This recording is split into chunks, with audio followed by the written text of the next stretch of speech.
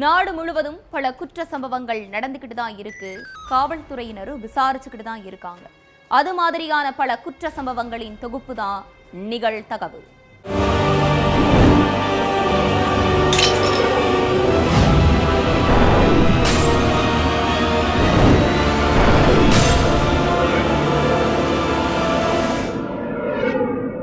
நிகழ்தகவு.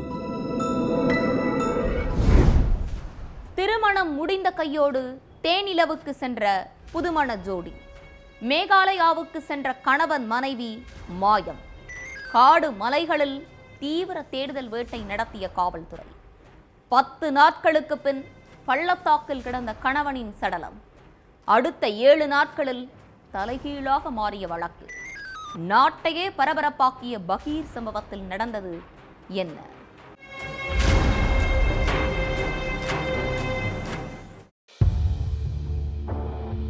மே 11ஆம் தேதி கல்யாணம். மே 20ஆம் தேதி மேகாலயாவுக்கு ஹனிமூன். மே 23ஆம் தேதி ஹனிமூன் போன ஜோடி மிஸ்ஸிங். ஜூன் 2ஆம் தேதி பள்ளத்தாக்குல புது மாப்பிள்ளையுடைய சடலம். கல்யாணமான ஒரே மாசத்துல இப்படி ஏகப்பட்ட அதிர்ச்சி சம்பவங்களும் திருப்பங்களும் நடந்திருக்கிறது. அந்த 2 குடும்பத்துக்கு மட்டுமல்ல, அதையும் தாண்டி மொத்த நாட்டு மக்கள் மத்தியிலையும் அதிர்ச்சியையும் பதற்றத்தையும் ஏற்படுத்தியிருக்கு. மத்திய பிரதேச மாநிலம் இந்தூரை சேர்ந்த 29 வயசான ராஜா ரகுவன்ஷி கார்கள் வேன்களை வச்சு டிராவல்ஸ் நடத்திட்டு வந்திருக்காரு. இவருக்கும் அதே பகுதியை சேர்ந்த 25 வயசான சோனம் அப்படிங்கிற இளம் பெண்ணுக்கும் மே 11ஆம் தேதி இரு வீட்டார் முன்னிலையில கல்யாணம் நடந்துச்சு. கல்யாணம் முடிஞ்ச கையோட மே 20ஆம் தேதியே புதுமண தம்பதி ஹனிமூனுக்கு மேகாலயாவுக்கு கிளம்பி போயிருக்காங்க. மேகாலயாவில் உள்ள கிழக்கு காசி ஹில்ஸ் பகுதிக்கு போன புதுமண தம்பதி அங்க உள்ள சுற்றுலா தலங்களை கண்டு கழிச்சிருக்காங்க. மே 21ஆம் தேதி சில்லாங்ல உள்ள பாலாஜி கெஸ்ட் ஹவுஸ்ல தங்கி இருந்திருக்காங்க. அதுக்கப்புறம் மறுநாளான மே 22ஆம் தேதி அந்த கெஸ்ட் ஹவுஸ் பக்கத்துல இருசக்கர வாகனங்களை வாடகைக்கு எடுக்கிற கடையில ஒரு ஸ்கூட்டியை வாடகைக்கு எடுத்த தம்பதி அங்க இருந்து நேரா சிரபுஞ்சிக்கு கிளம்பி இருக்காங்க. சிரபுஞ்சி பகுதிக்கு போய் சுத்தி பார்த்த ராஜாவும் சோனமும் அதுக்கப்புறம் ஒரு டூரிஸ்ட் கைடு மூலமா ட்ரெக்கிங் போனதா சொல்லப்படுது. அடுத்து அன்னைக்கு நைட், அதாவது மே 22ஆம் தேதி சாயங்காலம் சுமார் 5 மணிக்கு நோங்ரியாட் அப்படிங்கிற இடத்துக்கு போன தம்பதி அங்க உள்ள ஷிபா ஹோம் ஸ்டேல தங்கி இருந்திருக்காங்க. அங்க அன்னைக்கு நைட்டு டின்னரை முடிச்சுட்டு அந்த ஹோம் ஸ்டேலியே தங்கி இருந்திருக்காங்க. அடுத்து மறுநாளான மே 23ஆம் தேதி காலையில 6 மணிக்கு ஹோம் ஸ்டேல இருந்து வாடகைக்கு எடுத்திருந்த ஸ்கூட்டியில கிளம்பி போயிருக்காங்க. இந்த விஷயத்த ஹோம் ஸ்டேல வேலை பார்க்கறவங்க தான் போலீஸ் கிட்ட சொல்லி இருந்திருக்காங்க. மே 23ஆம் தேதி காலையில 6 மணிக்கு ஹோம் ஸ்டேல இருந்து கிளம்பினவங்க அடுத்த கொஞ்ச நேரத்துல காணாம போயிருக்காங்க. ராஜா ரகுவன்ஷியுடைய வீட்டில இருந்து பல முறை கால் பண்ணி பார்த்திருக்காங்க. ஆனா 2 பேருடைய செல்போனும் சுவிட்ச் ஆஃப்லயே இருந்ததால சந்தேகப்பட்டு மத்திய பிரதேச போலீஸ் மூலமா மேகாலயா போலீஸுக்கு தகவல் சொல்லியிருக்காங்க.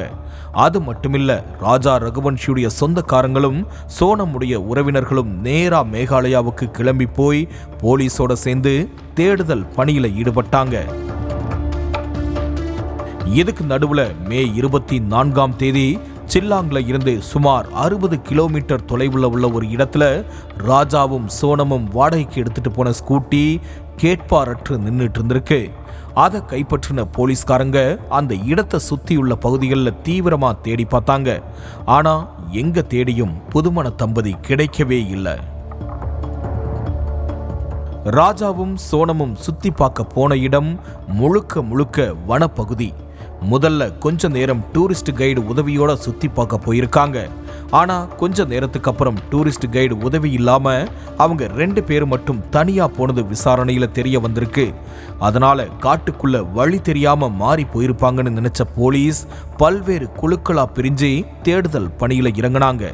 ஆனா அதுவும் பலன் கொடுக்கவே இல்லை.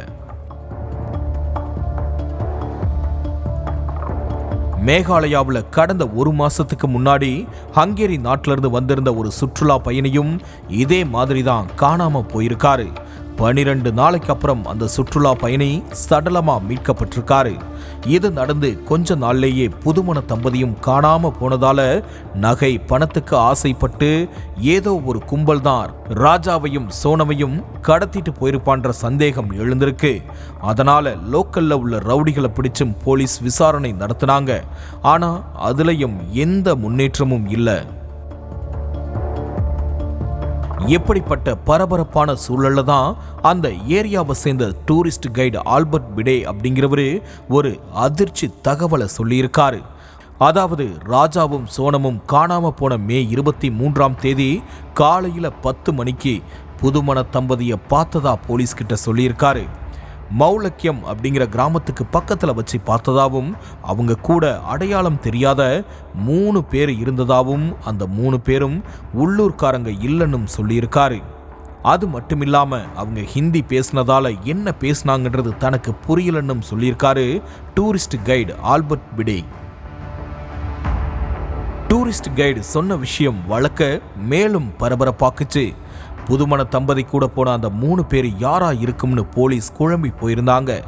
இதுக்கிடையில தான் ஜூன் 2ஆம் தேதி வெய்சாவ்டோங் நீர்வீழ்ச்சிக்கு அடியில கிடந்த ஆண் சடலத்தை போலீஸ் மீட்டிருக்காங்க. உடம்புல வெட்டு காயங்களும் ஆயுதங்களால தாக்கின காயங்களும் இருந்திருக்கு.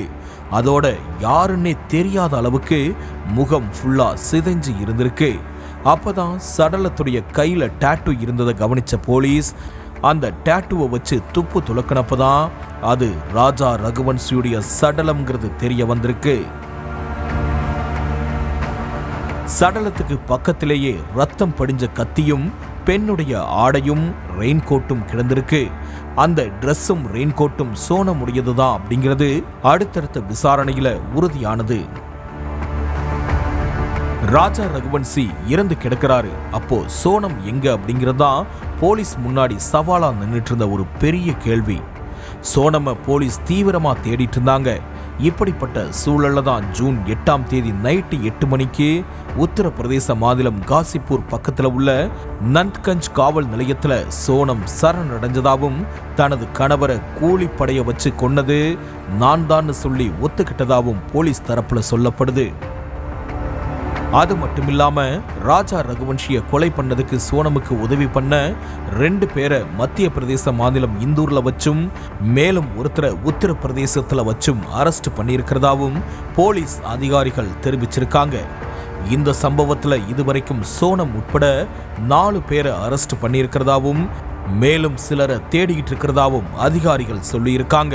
ராஜ் குஷ்வாகா அப்படிங்கிறவரை சோனம் காதலிச்சு வந்ததாவும் ஆனா அவருடைய விருப்பத்துக்கு மாறா ராஜா கூட கல்யாணம் நடத்தி வச்சிட்டதாவும் தன்னுடைய காதலன் கூட சேர்ந்து கணவரை ஆள் வச்சு கொன்னுட்டதாவும் சோனம் சொன்னதா சொல்லப்படுது.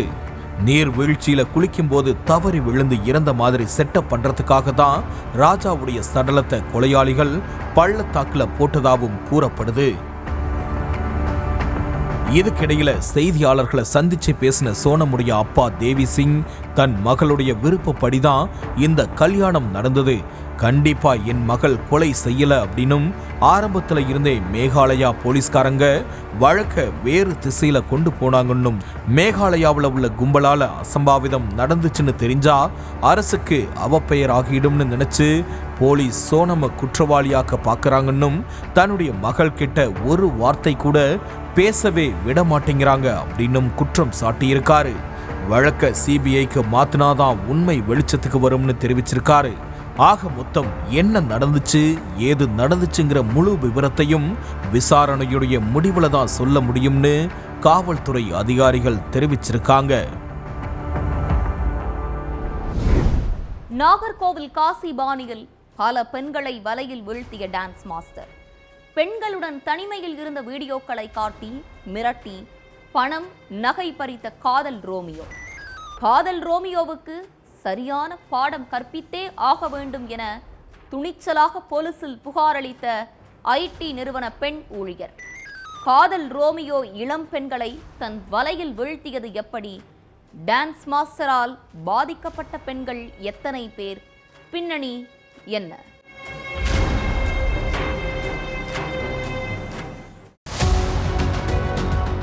Kerala Thiruvananthapuram Kazhakkoottam Technopark IT நிறுவன பெண் ஊழியர் ஒருத்தங்க போலீஸ் ஸ்டேஷன்ல கம்ப்ளைண்ட் கொடுத்திருக்காங்க.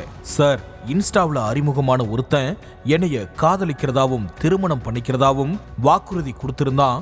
ஆனா தன் கூட தனிமையில இருந்துட்டு இப்போ கல்யாணம் பண்ணிக்க முடியாதுன்னு சொல்லி ஏமாத்த பாக்குறதாவும் சொல்லியிருக்காங்க.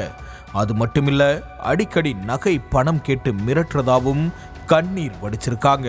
அதோட அந்த ஃப்ராடு இளைஞர் யாரு என்னங்கிற விபரத்தையும் கொடுத்திருக்காங்க. அதுக்கு பிறகு விசாரணையில இறங்கின போலீஸுக்கு பாதிக்கப்பட்டது ஐடி நிறுவன பெண் ஊழியர் மட்டுமில்ல, நாகர்கோவில் காசி பாணியில பல பெண்களுக்கு விதவிதமா ஒருத்தன் அல்வா கொடுத்திருக்கான் அப்படிங்கிற விஷயம் தெரிய வந்திருக்குது. சமூக வலைதளங்கள்ல தன்னை ஹீரோ போல காட்டி பல பெண்களை தன் வலையில விழ வச்சு தனிமையில இருந்து வீடியோ எடுத்து மிரட்டி பணம் பறிச்ச நாகர்கோவில் காசியுடைய சிசிய பிள்ளைதான் இந்த ஃபாகித்னு சொல்லலாம். கோழிக்கோடு பகுதியை சேர்ந்த இளைஞர் ஃபாகித் மாடலிங் பண்றதோட டான்ஸ் மாஸ்டராகவும் இருந்ததால இன்ஸ்டாவில் நிறைய கலர்ஃபுல் வீடியோக்களை போஸ்ட் பண்ணியிருக்கான். பார்க்குறவங்கள வாவ் அப்படின்னு சொல்ல வைக்கிற மாதிரி இருந்த ஃபகத்துடைய டான்ஸும் வெளிநாடுகளில் ஆடம்பரமாக இருக்கிற மாதிரி உள்ள வீடியோக்களும் லைக்குகளை குவிச்சிருக்கு. கூடவே ஃபாலோயர்ஸ்களும் அதிகமாகி இருக்காங்க. அதில் பெண்களுடைய ஐடிக்கு ஹாய்னு SMS அனுப்புறது தான் ஃபாகித்துடைய பிரதான வேலை. அதோட உங்களை ஃபோட்டோவில் பார்த்த உடனேயே பிடிச்சிருக்குன்னு சொல்கிறது தான் அவனுடைய trademark dialogue.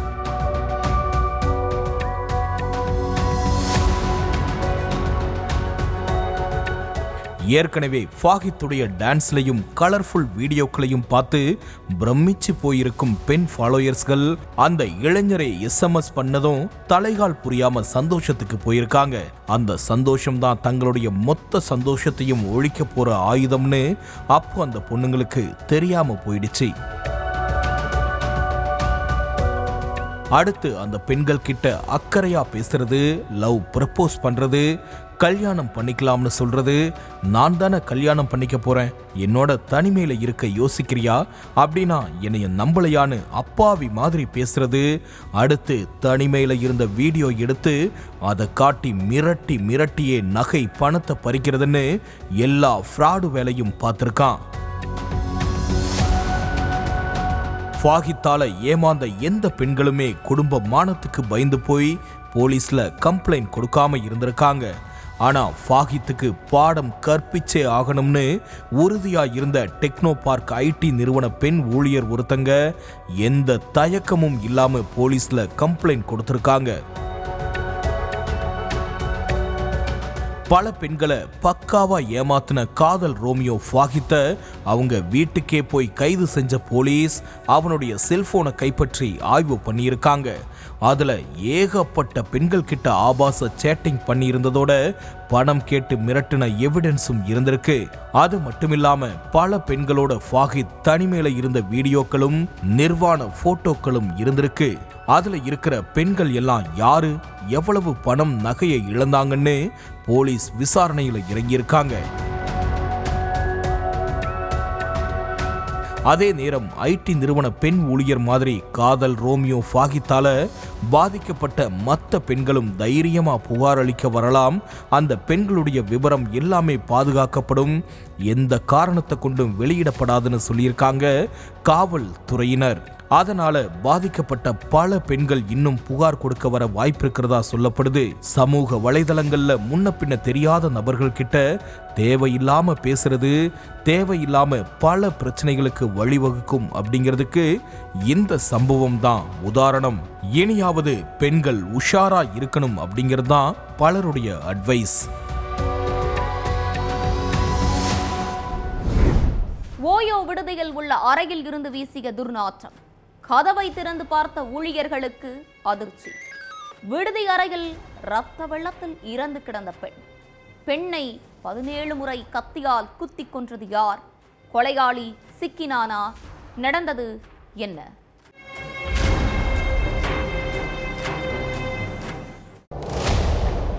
Bengaluru Poorna Prajna lay out பகுதியில் ஒரு ஓயோ லாட்ஜ் இருக்கு. அந்த லாட்ஜில் உள்ள ஒரு ரூம்ல இருந்து துர்நாற்றம் வீசியிருக்கு. பக்கத்து ரூம்ல இருந்தவங்க இந்த விஷயத்த ஊழியர்கள் கிட்ட சொல்லியிருக்காங்க. அதுக்கப்புறம் லாட்ஜ்ல வேலை பார்க்கறவங்க வந்து பார்த்தப்போ அந்த ரூம் வெளியில பூட்டின மாதிரி இருந்திருக்கு.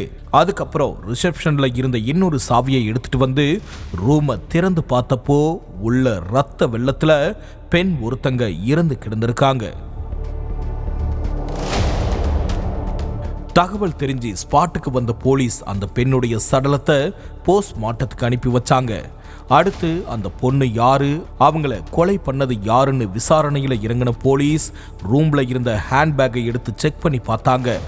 அதுல தான் அந்த பொண்ணு பேரு ஹரிணிங்கிறதும் ஒரு ஐடி கம்பெனியில ஒர்க் பண்றதும் தெரிய வந்திருக்குது.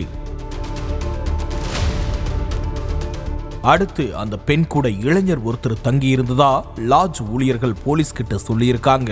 லாட்ஜ்ல ரூம் எடுக்கிறப்போ வாடிக்கையாளர்களுடைய ஆதார் கார்டு அல்லது ஏதாவது ஒரு கவர்மெண்ட் ப்ரூஃபை கொடுக்கணும். அப்படி அந்த இளைஞர் கொடுத்த ஆதார் கார்டை வச்சு போலீஸ் அந்த இளைஞருடைய விவரங்களை கண்டுபிடிச்சிட்டாங்க. அடுத்தடுத்த விசாரணையில அந்த இளைஞரை மடக்கி பிடிச்சு விசாரிச்சப்பதான் போலீஸுடைய எல்லா கேள்விகளுக்கும் விடை கிடைச்சிருக்குது. பெங்களூரு கெங்கேரி பகுதியை சேர்ந்த 35 வயசான ஹரிணி பெங்களூருவில் உள்ள ஒரு ஐடி கம்பெனியில் வேலை பார்த்துட்டு இருந்திருக்காங்க. இவங்களுக்கு கல்யாணமாகி 2 குழந்தைகள் இருக்காங்க. அதே கெங்கேரி பகுதியை சேர்ந்த 25 வயசான யவாஷ் எலக்ட்ரீஷியன் வேலை பார்த்துட்டு இருந்திருக்காரு. ஒரு நாள் ஹரிணி வீட்டுக்கு எலக்ட்ரிக்கல் வேலைக்காக போனப்போ ஹரிணிக்கும் யஷாஷுக்கும் பழக்கம் ஏற்பட்டிருக்கு. 2 பேரும் ஒருத்தருக்கு ஒருத்தர் செல்போன் நம்பரை பரிமாறி இருக்காங்க. அப்பப்போ சேட்டிங் டேட்டிங்னு ஆரம்பிச்ச இவங்க நட்பு ஒரு கட்டத்துல எல்லை மீறி போயிருக்கு. இந்த விஷயம் ஹரிணியுடைய கணவருக்கு தெரிஞ்சு குடும்பத்துல பெரிய பிரச்சனை வெடிச்சிருக்கு. கொஞ்ச நாள் ஹரிணிய வேலைக்கு அனுப்பாம செல்போன் கொடுக்காம கணவர் அவங்கள வீட்டுக்குள்ளேயே அடைச்சு வச்சிருந்ததா சொல்லப்படுது. இதனால ஹரிணி யஷாஸை தொடர்பு கொள்ள முடியாம இருந்திருக்காங்க. யஷாஸாலையும் ஹரிணிய கான்டாக்ட் பண்ண முடியல. இனிமே யசாஸ் கிட்ட பேச மாட்டேன், பழக மாட்டேன்னு ஹரிணி அவங்களுடைய கணவர்கிட்ட சத்தியம் பண்ணி சொல்லி சமாதானப்படுத்தினதுக்கு அப்புறம் தான் பிரச்சனை குறைஞ்சிருக்கு. கிட்டத்தட்ட 1 மாசத்துக்கு அப்புறம் ஹரிணி வீட்டை விட்டு வெளியே வர ஆரம்பிச்சிருக்காங்க. ஹரிணி திரும்பவும் வேலைக்கு போக ஆரம்பிச்சதும் யசாஸ் அவங்க கிட்ட போய் பேசி இருந்திருக்கான். தனியா பேசணும்னு சொல்லி கூப்பிட்டு இருந்திருக்கான். எவ்வளவு சொல்லியும் புரிஞ்சுக்காம யசாஸ் அடம் பிடிச்சதால ஹரிணி கடந்த வெள்ளிக்கிழமை நைட்டு இளைஞர் கூட ஓயோ லாட்ஜுக்கு போயிருக்காங்க. லாட்ஜ்ல வச்சு 2 பேரும் பேசிட்டு இருந்தப்போ நம்மளுடைய விஷயம் என் கணவருக்கு தெரிஞ்சு பிரச்சனை ஆகிருச்சு. இனிமேலும் நாம பேசி பழகிறது நல்லதில்ல. எனக்கு 2 குழந்தைங்க இருக்காங்க. நான் அவங்களுக்காவது ஒழுங்கா இருக்கணும். இனிமே எனக்கு ஃபோன் பண்ணாத, என் பக்கம் வராதன்னு ஹரிணி சொல்லியிருக்காங்க.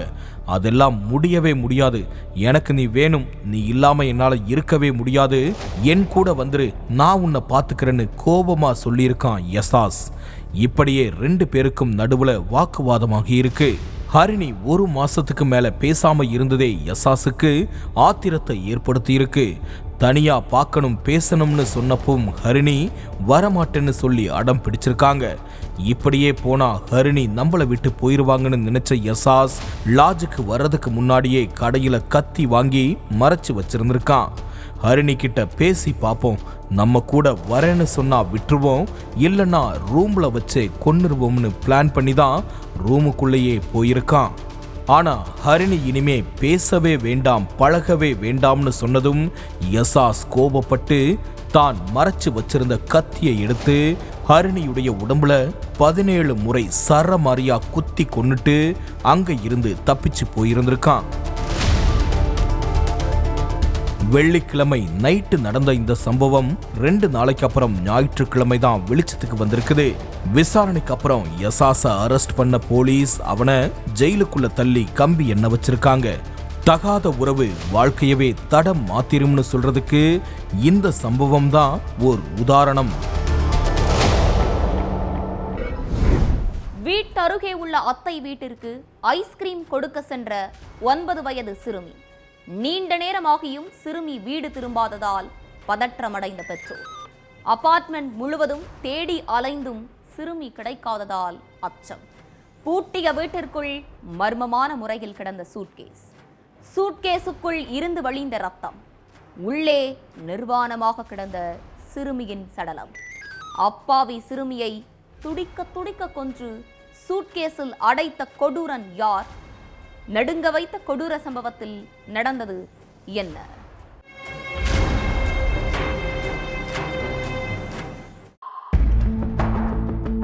இரவு 7 மணி இருக்கும். வீட்டில் உள்ள எல்லோரும் ஐஸ்கிரீம் வாங்கி சாப்பிட்டுட்டு இருந்திருக்காங்க.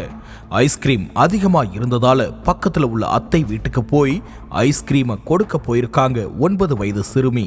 பக்கத்தில் இருக்கிற அத்தை வீட்டுக்கு போயிட்டு வரதுக்கு இவ்வளவு நேரமானு சந்தேகப்பட்ட சிறுமியுடைய அப்பா தன்னுடைய தங்கச்சிக்கு ஃபோன் பண்ணி பாப்பா என்ன பண்றா, விளையாடிட்டு இருக்காளான்னு கேட்டிருக்காரு. அப்போ பாப்பா இங்க வரவே இல்லையேன்னு அவருடைய தங்கச்சி சொல்லியிருக்காங்க. அதுக்கப்புறம் தான் சிறுமி காணாம போன விஷயமே பெத்தவங்களுக்கு தெரிய வந்திருக்குது. டெல்லி தயாள்பூர் பகுதியில் உள்ள ஒரு அடுக்குமாடி குடியிருப்புல தன்னுடைய அப்பா அம்மா கூட 9 வயது சிறுமி வசிச்சுட்டு இருந்திருக்காங்க. சிறுமியுடைய அத்தை பக்கத்துல உள்ள இன்னொரு பிளாட்ல குடியிருந்துட்டு வராங்க. அத்தை வீட்டுக்கு ஐஸ்கிரீம் கொடுக்கறதுக்காக போன சிறுமி ரொம்ப நேரமாகியும் வீடு திரும்பாததால பெற்றோர் அபார்ட்மெண்ட் முழுக்க தேடி அலைஞ்சிருக்காங்க. எங்க தேடியும் சிறுமி கிடைக்காததால அபார்ட்மெண்ட்ல உள்ள சிசிடிவி கேமராக்களை செக் பண்ணி பார்ப்போம்னு சொல்லி சிசிடிவி கேமரா காட்சிகளை செக் பண்ற ரூமுக்கு போயிருக்காங்க. இதுக்கிடையில கொஞ்ச நேரத்துக்கு முன்னாடி சிறுமியை ஒருத்தர் கூப்பிட்டுட்டு போறத பார்த்ததா அங்க உள்ள ஒருத்தர் சொல்லியிருக்காரு. எங்க பாத்தீங்க, எப்ப பாத்தீங்கன்னு சிறுமியுடைய அப்பா பதற்றத்தோட கேட்டிருக்காரு. அதுக்கு பக்கத்து அபார்ட்மெண்ட்டுக்குள்ள சிறுமி போன மாதிரி இருந்துச்சுன்னு அந்த நபர் சொல்லியிருக்காரு. உடனே சிறுமியுடைய அப்பாவும் அக்கம் பக்கத்துல உள்ளவங்களும் வேகமா அந்த அபார்ட்மெண்ட்டுக்குள்ள போய் எல்லா வீட்லயும் விசாரிச்சு பார்த்திருக்காங்க. 2வது மாடியில உள்ள ஒரே ஒரு வீடு மட்டும் பூட்டி கிடந்திருக்கு. நேரம் ஆக ஆக எல்லோருக்கும் சந்தேகமும் பதற்றமும் அதிகரிச்சுக்கிட்டே போனதால பூட்டை உடைச்சி உள்ள போய் பார்த்திருக்காங்க. அப்போ வீட்டுக்குள்ள ஒரு சூட்கேஸ் இருந்திருக்கு. அந்த சூட்கேஸ்க்குள்ள இருந்து ரத்தம் சொட்டிக்கிட்டே இருந்திருக்கு. ரத்தம் சொட்டுற சூட்கேஸை பார்த்ததும் சிறுமியுடைய அப்பா கதிகலங்கி போயிட்டாரு. அதுக்கப்புறம் கூட இருந்தவங்க சேர்ந்து சூட்கேஸை திறந்து பார்த்தப்போ உள்ள சிறுமி நிர்வாண கோலத்துல பேச்சு மூச்சில்லாம மயங்கி கிடந்திருக்காங்க. அது மட்டுமில்ல, சிறுமியுடைய உடம்புல அங்கங்க ரத்த காயங்களும் இருந்திருக்கு. அதோட சிறுமியுடைய பிறப்புறுப்புல இருந்து ரத்தம் வந்திருக்கு. இதெல்லாம் பார்த்து பதறி போன சிறுமியுடைய தந்தையும் போலீஸ்காரங்களும் வேகமா சிறுமியை மீட்டு ஹாஸ்பிட்டலுக்கு கூப்பிட்டுட்டு போனாங்க. ஆனா சிறுமியை பரிசோதனை பண்ண மருத்துவர்கள் சிறுமி ஏற்கனவே உயிரிழந்துட்டதா சொல்லியிருக்காங்க. அதோட சிறுமியை அடிச்சு துன்புறுத்தி பாலியல் வன்கொடுமைக்கு உள்ளாக்கி இருக்கிறதாவும் சொல்லியிருக்காங்க. ஏராளமான மக்கள் குடியிருக்கிற ஏரியாவில் சிறுமியை கடத்திக்கிட்டு போய் பாலியல் வன்கொடுமை செஞ்சு துடிக்க கொன்னு உடலை சூட்கேஸ்குள்ள அடைச்சது யாருங்கிறத கண்டுபிடிக்க போலீஸ் தீவிர விசாரணையில இறங்கினாங்க. சிறுமி இறந்து கிடந்த வீட்டுல சுமார் 30 வயது மதிக்கத்தக்க நபர் ஒருத்தர் குடியிருந்துட்டு வர்றதாவும் கொஞ்ச நாளைக்கு முன்னாடிதான் இந்த வீட்டுக்கு குடி வந்ததாவும் சொல்லப்படுது. இந்த வீட்டுக்கு குடி வந்து கொஞ்ச நாள் தான் ஆகுதுங்கிறதால அந்த நபரை பத்தின எந்த விவரமும் யாருக்கும் தெரியல. அதே நேரத்துல அவன் பேரு நௌஷாத்னும் அவனுடைய போட்டோவை வச்சு டெல்லி முழுக்க தீவிரமா தேடிட்டு இருக்கிறதாவும் போலீஸ் தரப்புல சொல்லப்படுது. போலீஸ் விசாரணையில இன்னொரு தகவலும் வெளிவந்திருக்குது. சிறுமி தன்னுடைய வீட்டில இருந்து அத்தை வீட்டுக்கு போயிட்டு இருந்தப்போ ஜன்னல் கிட்ட நின்னுட்டு இருந்த அந்த நபர் தன்னுடைய பைக் சாவிய வேணும்னே கீழே போட்டிருக்கான். அதுக்கப்புறம் சாவி தெரியாம கீழே விழுந்துருச்சு. அதை எடுத்துக்கிட்டு கொஞ்சம் மேல வந்து கொடுன்னு சிறுமி கிட்ட சொல்லியிருக்கான். உடனே சிறுமியும் அந்த சாவியை எடுத்துக்கிட்டு 2வது மாடிக்கு கொண்டு போய் கொடுத்தப்பதான் அந்த அரக்கன் சிறுமியை வீட்டுக்குள்ள இழுத்துட்டு போய் எல்லா அக்கிரமத்தையும் பண்ணதா சொல்லப்படுது. இந்த விஷயம் போலீஸுக்கு தெரிய வர காரணமே அந்த வீட்டுல குடியிருந்தவன் இதுக்கு முன்னாடியே 2 சிறுமிகள் கிட்ட இதே டெக்னிக்கை யூஸ் பண்ணி அத்துமீற பார்த்திருக்கான். அதுல ஒரு சிறுமி இப்போ இறந்து போன சிறுமியுடைய உறவுக்கார பொண்ணு அப்படின்னு சொல்லப்படுது. இதுக்கிடையில சிறுமிய பாலியல் வன்கொடுமை செஞ்சு துடிக்க துடிக்க கொன்ன அரக்கனை உடனே அரெஸ்ட் பண்ணணும், கடுமையான தண்டனை வாங்கி கொடுக்கணும்னு சொல்லி தயாள்பூர் பகுதி பொதுமக்கள் போராட்டத்தில் ஈடுபட்டாங்க. போலீஸ்காரங்க எவ்வளவோ சமாதானப்படுத்தியும் மக்கள் ஆவேசமா முழக்கமிட்டதால அந்த ஏரியாவில் பெரும் பரபரப்பே ஏற்பட்டுச்சு.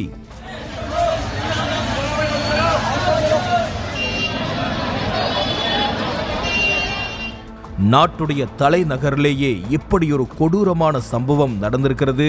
பெரும் அதிர்ச்சியை ஏற்படுத்தியிருக்கு. கோவிலில் தூய்மை பணி செய்து வந்த இளம்பெண் தனது வீட்டிற்கு சென்று சாப்பாடு எடுத்து வருமாறு கூறிய அர்ச்சகர் சாப்பாடு எடுக்க சென்ற பெண்ணின் பின்னாலேயே சென்று பாலியல் அத்துமீறல். நடந்ததை வெளியில் சொல்ல வேண்டாம், நானே திருமணம் செய்து கொள்கிறேன் என அர்ச்சகர் வாக்குறுதி. அத்தோடு அறநிலையத்துறையில் நிரந்தர பணி வாங்கி தருவதாகவும் சமாதானப்படுத்திய அர்ச்சகர் கடைசியில் திருமணமும் செய்யாமல் பணியும் வாங்கி கொடுக்காமல் சுத்தலில் விட்டதால் போலீஸ் ஸ்டேஷன் வாசலேறிய இளம்பெண்ணுக்கு விபூதி அடிக்க பார்க்க அர்ச்சகர் சிக்கினாரா? அவர் மீது எடுக்கப்பட்ட நடவடிக்கை என்ன?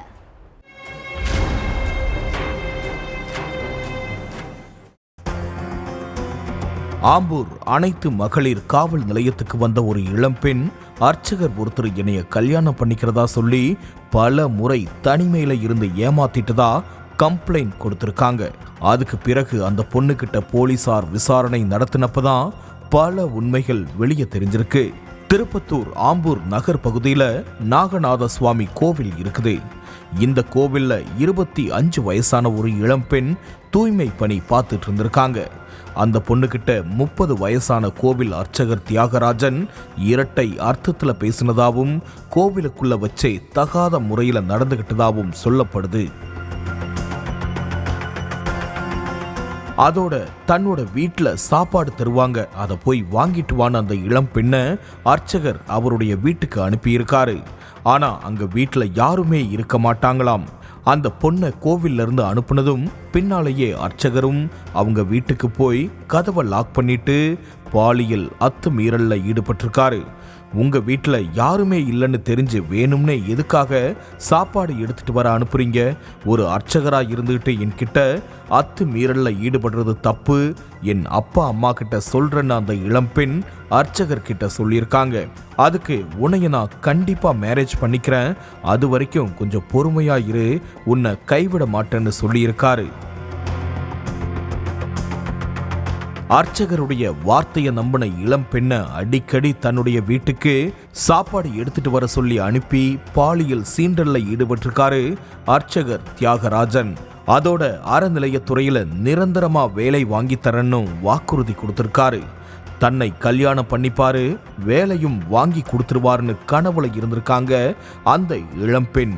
ஆனா கல்யாண பேச்சை எடுத்தாலே எரிஞ்சு விழுந்திருக்காரு தியாகராஜன். எங்க வீட்டுல மாப்பிள்ளை பாக்குறாங்க, அதனால சீக்கிரமா கல்யாணம் பண்ணிக்கலாம்னு அந்த இளம்பெண் அழுத்தம் கொடுத்தப்போ உங்க வீட்டுல பாக்குற மாப்பிள்ளைய கல்யாணம் பண்ணிக்கோன்னு குண்டை தூக்கி போட்டிருக்காரு அர்ச்சகர். இப்படி ஒரு பதிலை சொல்லுவாருன்னு எதிர்பார்க்காத இளம்பெண் என்னைய ஏமாத்தணும்னு நினைச்சா போலீஸ்ல கம்ப்ளைண்ட் கொடுப்பேன்னு சொல்லியிருக்காங்க. அப்போ எங்க வேணாலும் போ, யார்கிட்ட வேணாலும் போய் கம்ப்ளைண்ட் கொடு, எல்லா இடத்துலையும் எங்களுக்கு ஆட்கள் இருக்காங்க, நான் ஈஸியா தப்பிச்சிருவேன்னு திமிரா பேசின அர்ச்சகர் அவமானம் உனக்கு தான், யோசிச்சு கம்ப்ளைண்ட் கொடுன்னு மிரட்டலும் விடுத்திருக்காரு. அதுக்கு பிறகு ஆம்பூர் அனைத்து மகளிர் போலீஸ் ஸ்டேஷன்ல போய் கம்ப்ளைண்ட் கொடுத்திருக்காங்க இளம்பெண். தன் மேல இளம்பெண் புகார் கொடுத்திருக்காங்க அப்படிங்கிற தகவலை தெரிஞ்சுக்கிட்ட அர்ச்சகர் ஊரை விட்டே எஸ்கேப் ஆகிட்டாரு.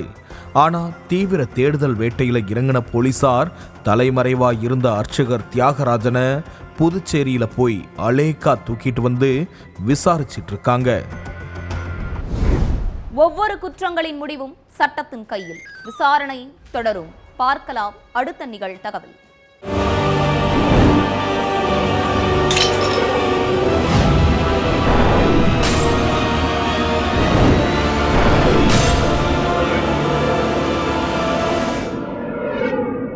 நிகழ்தகவு